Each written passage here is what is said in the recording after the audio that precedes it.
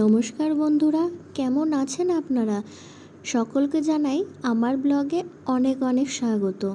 বলেছিলাম না বিকেলে যাব চড়কের মেলায়, অমনি দুপুরের খাওয়ার সারতে পারি না, ওদিক থেকে দাদা বলছে চল বোন তাড়াতাড়ি চ, মরা তৈরি হয়ে গেছে। আমি বলছি মরা তৈরি হয়ে গেছে, এইটা আবার কি কথা? সেই শুনে তাড়াতাড়ি রেডি হয়ে চলে গেলাম চড়কের মেলায়।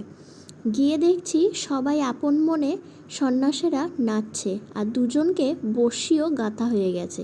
এই যে গুরুদেব চলে এসছে, আর এই যে কতগুলো খেজুর গাছের ডাল পাতা রয়েছে, এইখানেই সব সন্ন্যাসীরা প্রথমে তো গুরুদেব শোবে, শোয়ার পর সব সন্ন্যাসীরা এখানে শুচ্ছে, শুয়ে গুরুদেবের বেতের বাড়ি দুটো খাচ্ছে, খেয়ে পুরো এই শিব মন্দিরটা ঘুরছে। মরার ব্যাপারটা হলো সন্ন্যাসদের মধ্যেই যে কোনো একজনকে গুরুদেব মৃত বলে ঘোষণা করে, একজন মারা যায় তাদেরই মধ্যে, লাস্টে তাকে আবার পুকুরে ফেলে জীবিতও করে দেওয়া হয়। এটা হচ্ছে আগেকার নিয়ম ছিল, এখনও সেই নিয়ম বলে এখনও চলে আসছে। এটাই যা শুনলাম গিয়ে আমি। এই যে বড় খড়গটাকে ঠিক করে নিচ্ছিল গুরুদেব, এই খড়গের উপরেই হেঁটে পুরো শিব মন্দিরটা পরিক্রম করছিল। আমি তো দেখে কি হচ্ছে, দেখো কত মানুষ, আর কোনো কিছু আঘাত কোনো কিছু হচ্ছে না। একেই বলে দেবের দেব মহাদেব। মহাদেবের লীলা কেউ ধরতে পারবে না। এই যে বললাম, একে একে দেখো সবাই এই খেজুর গাছের পাতার উপরে শুচ্ছে, আর বেতের বাড়ি খাচ্ছে। এই যে বললাম না সন্ন্যাসদেরই একটা বন্ধুকে মৃত বলে ঘোষণা করেছে, এই যে সবাই এখানে জোরে জোরে কান্না করছে মরাটাকে ধরে।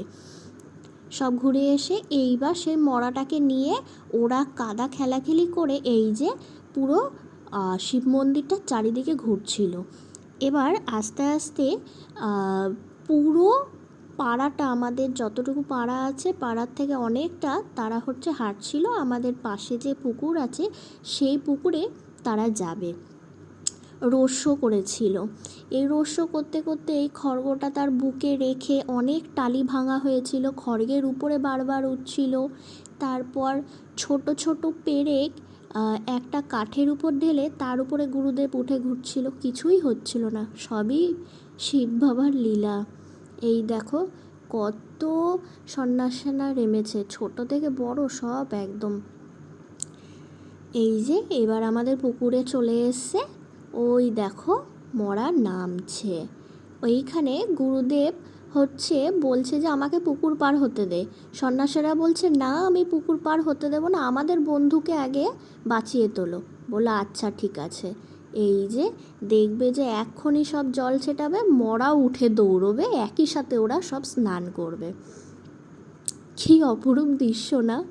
আমারও দেখতে খুবই ভালো লাগছিলো। ওই যে দেখুন কত হাজার হাজার মানুষ ভিড় করেছে, খুবই মজা লাগছিল। স্নান করে গিয়ে ওরা ওই চড়কের গাছটাকে পুজো দেবে, পুজো দিয়ে যেই দুজনকে বসি কেটেছে তাদেরকে ঝোলানো হবে। আরও অনেক অনেক নতুন নতুন অ্যাক্টিভিটিও তারা করেছিল। চাল হয়ে যাচ্ছে ধান থেকে, একেবারে করে দিচ্ছে। তারপর পেরেক দিয়ে ঘুরছে, সে তো বললামই। এই যে আস্তে আস্তে তাদের কথোপকথন হওয়ার পরে এই যে মরাও দৌড়ে গেছে, সব সন্ন্যাসীরা একই সাথে স্নান করতে নেমে পড়েছে।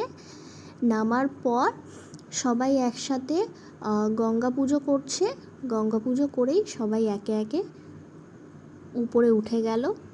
এবার সব মাঠে যাওয়ার পালা, চড়ক পুজো হবে, বর্ষি যাদের গাঁথা আছে তাদেরকেও ঘোরানো হবে। নমস্কার বন্ধুরা, ভালো থাকবেন।